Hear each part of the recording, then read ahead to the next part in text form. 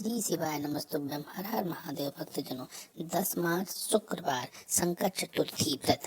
गणेश जी का इस दिन पूजन होता है। गणेश जी के लिए व्रत रखा जाता है। इस वीडियो में 10 मार्च के उपाय बताए गए हैं। धन सुख संपदा के लिए उपाय बताए गए हैं। किसी को बहुत ही बीमारी हो गई हो उसके बारे में उपाय बताया गया है। बच्चे का पढ़ाई में मन न लगता हो, किसी भी परीक्षा में अगर आप जा रहे हैं तो क्या करें, उसके लिए उपाय बताया गया है। और घर में गणेश जी की और शंकर भगवान की कौन सी प्रतिमा रखना शुभ होता है, जिससे आपके घर में धन सुख समृद्धि बनी रहे। तो आइए जानते हैं गुरु जी के ही श्री मुख से यह उपाय। ऊपर पात्र आदि रख दिया, जलाशय, फिर अपन ने घी का दिया लगाकर पूजन भी कर ली। तो जो चतुर्थी का पूजन करने वाली होती हैं, जो चतुर्थी का नियम व्रत धारण करने वाली होती हैं, बड़ी बड़ी चतुर्थियां करती हैं या उसका नियम धारण करती हैं, तो चतुर्थी का जो पूजन करती है वो किस चीज के लिए होता है? केवल संतान, पुत्र, परिवार, हमारा कुटुंब, हम जिस कुल में है, हमारा कुल वैभव की ओर बढ़े, संपदा की ओर बढ़े और उसकी आयु बढ़े, उसकी आयु बढ़े, वैभव बढ़े। बहुत ध्यान दीजिएगा महाराज। चतुर्थी की पूजन में जो आप आखा दाना रखते हो, गेहूं वगैरह कुछ भी जो भी रखते हो, उसकी बड़ी महत्वता होती है महाराज।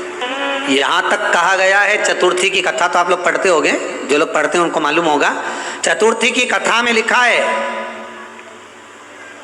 चौथ माता के व्रत में वर्णन किया गया है कि वो आखा दाना जो रखा जाता है, मान लो कोई जरूरी काम होता है तभी आखा दाना को रखा जाता है। संभाल के रखते हैं कि हम इस काम के लिए जा रहे हैं और हमारा ये कार्य सफल होना चाहिए। तो जिसने चतुर्थी का व्रत करा है, जिसने चंद्रदेव का पूजन करा, चतुर्थी का व्रत करा, वो गणेश जी से विनती करके वहां से 2-4 आखा दाना उठा ले और जो व्यक्ति का काम अटक रहा है अपने ही घर का, पर दूसरे कुल को नहीं देना, अपने ही कुल के अंतर्गत जो काम अटक रहा है उसकी जेब में, उसके पल्लू में उस चीज को रख दिया जाए। तो चतुर्थी जो अगली आती है, जैसे आप महीने की करते हो तो महीने की, और आप जैसे करते हो कि 4 अलग बड़ी बड़ी चतुर्थी करते हो, तो उसके अनुसार आपका कार्य सिद्ध होता ही है। उस आखे दाने का इतना महत्व होता है क्योंकि चतुर्थी का व्रत करने वाली माता जब व्रत करती है तो स्वयं चतुर्थी की कथा में लिखा हुआ है कि पार्वती जी गणेश जी से चतुर्थी की कथा बचवाती।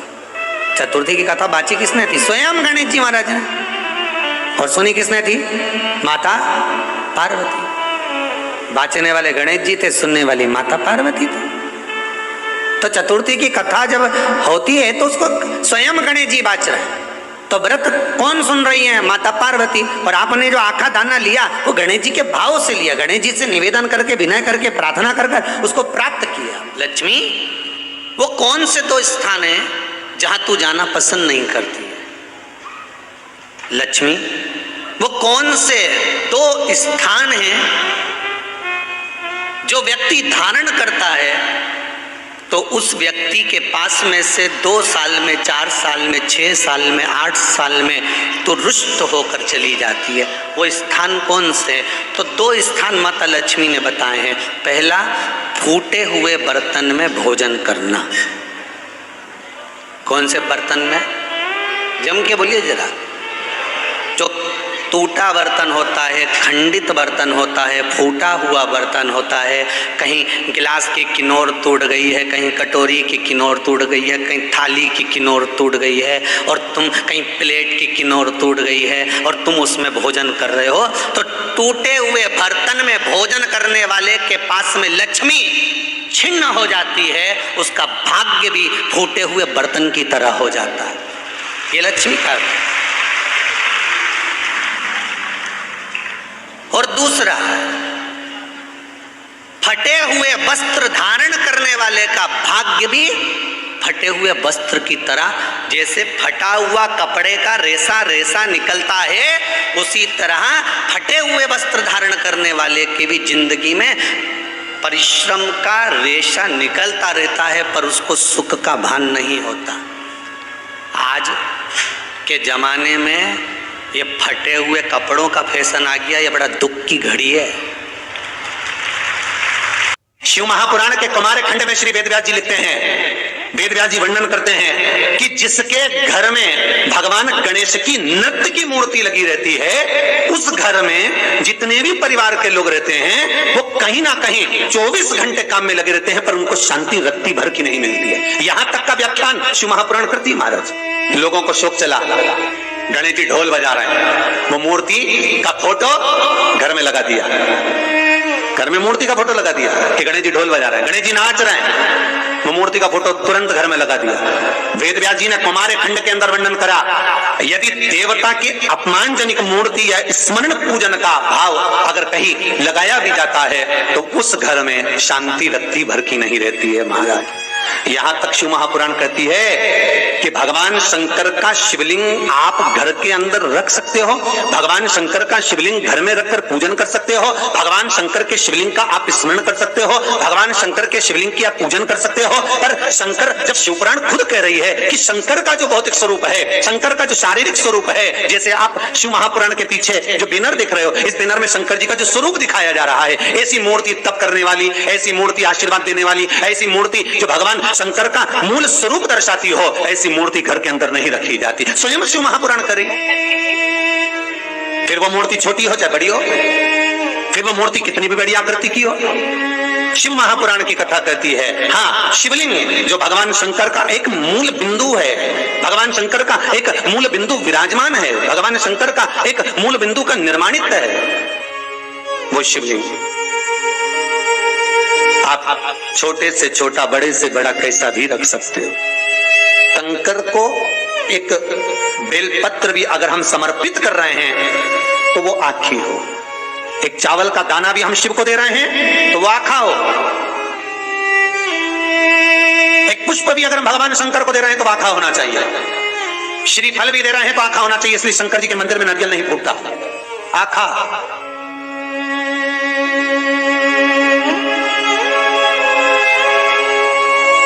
समर्पण भी हो तो पूर्ण हो, आखा, आधा नहीं। कुएं के पास की सफेद दुर्वा, कुएं के पास की सफेद दुर्वा, यदि 41 दुर्वा प्रत्येक बुधवार को गांठ लगाकर गणेश जी को समर्पित कर वापिस उठाकर उस दुर्वा को खाली पेट, आपके घर में भी गणेश जी होंगे, उनको समर्पित करो, खाली पेट इस दुर्वा को केवल चबा चबा कर खा लो और आधे घंटे बाद पानी को पी लो। बुधवार की बुधवार 5 बुधवार करना, गणेश जी को चढ़ाना, सफेद दुर्वा को गणेश जी को समर्पित कर चबा चबा कर खाना। उदर की प्रॉब्लम, जो भी मसा आदि की प्रॉब्लम होती है, उदर से जुड़ी हुई होती है, जिस चीज से जुड़ी होगी, पेट की जितनी प्रॉब्लम होगी आपको, जितनी भी प्रॉब्लम होगी वो सारी 5 बुधवार करना, छठे बुधवार को जरूरत ही नहीं पड़ेगी। कितनी भी प्रॉब्लम हो पेट से, कितनी पेट से जुड़ी हुई प्रॉब्लम जितनी भी होगी, समा यही दुर्वा।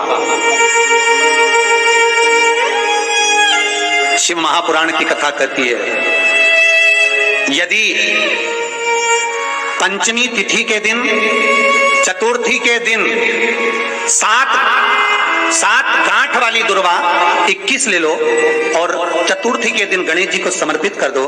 पंचमी तिथि को उस दुर्वा को उठाकर दूध में डाल दो और उस दुर्वा को दूध में डालकर उस दूध में उस दुर्वा को मल लो, और जिसके सफेद चमड़ी पड़ गई हो, चर्म रोग हो गया हो, उस दूध को उस दुर्वा के साथ, दूध नहीं भी हो तो पंचमी के दिन दुर्वा का लेपन शरीर पर कर लें। आधे घंटे तक करने पर पंचमी को प्रदोष काल में स्नान कर लें। महाराज, आपको चर्म रोग में आराम लग जाएगा, सफेद चमड़ी अपने असली रंग में आना प्रारंभ हो जाएगी। गणेश पुराण दुर्वा का मूल महाराज 21 दुर्वा के 108 बंडल बना लो। अगर एग्जाम में बैठ रहे हो, सरकारी परीक्षा में बैठ रहे हो, पास नहीं हो रहे, नौकरी नहीं लग रही, बहुत जगह इंटरव्यू दे दिया, 21-21 दुर्वा के 108 बंडल बनाओ, उसकी माला बनाओ और देवी के मंदिर में, माता जगदम्बा के मंदिर में, अर्थात जहां शंकर पार्वती पूर्ण परिवार विराजमान हो, ऐसे देवी के मंदिर में गणेश जी के गले में वो माला अर्पण करिया है, अपना नाम बोलकर और जिस एग्जाम में बैठ रहे हैं उसका भाव वर्णन कर महाराज, और वहीं से एक पुष्प लेकर अपने कमरे में जहां पढ़ते हो कांच की प्लेट में उस फूल को रख दीजिए और दूसरे दिन एग्जाम के लिए चले जाइए, आपको उसका फल अवश्य मिलेगा, अवश्य मिलेगा, आप उसमें उत्तीर्ण होंगे, फल प्राप्त होगा। दुर्वा सुख का अनुभव करा दे, आनंद का अनुभव। महाराज भगवान के मंदिर में पहुंचकर ये 5 दर्शन मनुष्य नित्य करता है। पहला भगवान के चरणों का, दूसरा भगवान के नाभि कोश का, तीसरा भगवान के वक्षस्थल का, चौथा भगवान की शिखा का और पांचवा भगवान के नयन का।